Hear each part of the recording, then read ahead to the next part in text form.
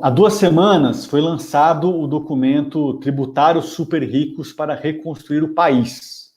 Hoje, a nossa conversa aqui, a gente vai focar num dos temas importantes inseridos nessa proposta, que é o impacto positivo dessas propostas nos estados e nos municípios.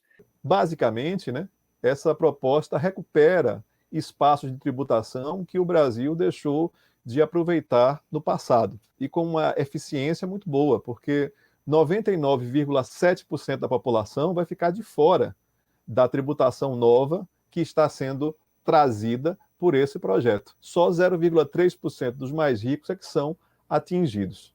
Além de só atingir esse pequeno extrato da população, ele ainda reduz a tributação sobre os mais pobres, reduz também sobre as pequenas empresas, Claro que o aspecto que estamos aqui hoje para discutir é as influências disso sobre o federalismo brasileiro. Em 64, os estados chegaram a ter 38,3% do bolo tributário, a União 52%. Depois da ditadura militar, no final, em 83, já quando iria começar a redemocratização, chegamos ao cúmulo de termos 70% dos recursos brasileiros nas mãos da União. E os estados perderam bastante receita ao longo do tempo. O balanço geral da repartição desses novos tributos ele é o seguinte: 86 bilhões para os estados, 63 para a União e 53 para o município. Todos ganham, mas vejam aí a virtude da divisão do bolo. 190 bilhões é dividido 70% para estados e municípios e 30% para a União. Então, uma repartição federativa virtuosa que atende ao desequilíbrio que nós tivemos na nossa federação ao longo dos anos. A sociedade que nós sonhamos, aquela utopia que a gente não abre mão, de uma sociedade justa, igualitária, fraterna, com igualdade de oportunidade para todos, essa sociedade não virá se a gente não alterar essa lógica tributária no nosso país, extremamente desigual, com muitas distorções, onde, infelizmente, quem mais paga imposto são exatamente os mais pobres e os assalariados. A discussão sobre o sistema tributário brasileiro, se já era urgente, mais do que nunca, agora é que se torna imperativo, diante exatamente desse contexto de pandemia que nós estamos vivendo. Como eu já coloquei, o sistema tributário que nós temos em nosso país é um dos mais injustos do mundo e promove exatamente a perpetuação da desigualdade. E, infelizmente, as propostas que estão no Congresso Nacional é muito limitada, E por que não dizer, além de injusta, completamente desconectada com a realidade.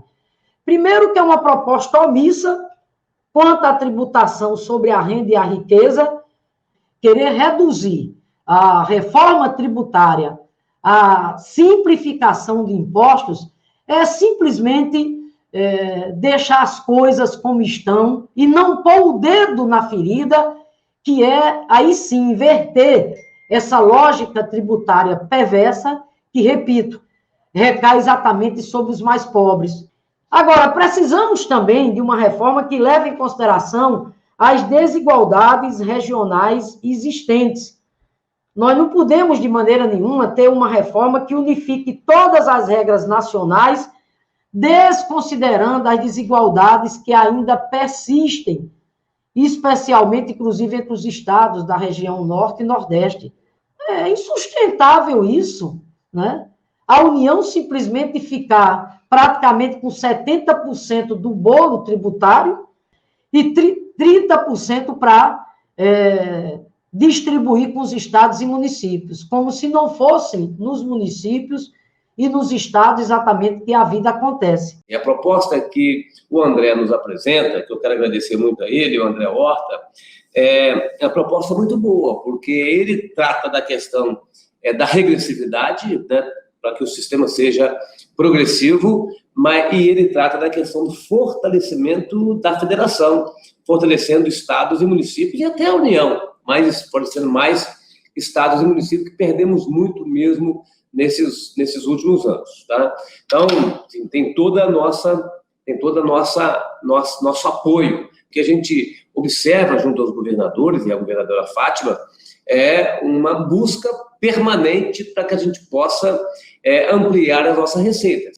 Os governadores estão sempre buscando uma alternativa para fechar o ano, estão sempre buscando alternativa para aumentar seus investimentos. Então, tem hoje uma ânsia dos governadores em aumentar suas receitas para fazer frente aos compromissos que a gente assume. Numa hora de crise como essa, nós teremos nos próximos anos, mas ainda este ano e ano que vem, compromissos e pressões muito fortes de pessoas que vão estar desempregadas, necessitadas e que dependerão muito das políticas dos governos estaduais e dos governos municipais. Então, tem uma receptividade boa, né, junto aos governadores e tenho certeza que terá também junto aos prefeitos. O Espírito Santo está inteiramente à disposição para continuar esse debate para que o nosso sistema tributário seja muito mais justo do que é hoje.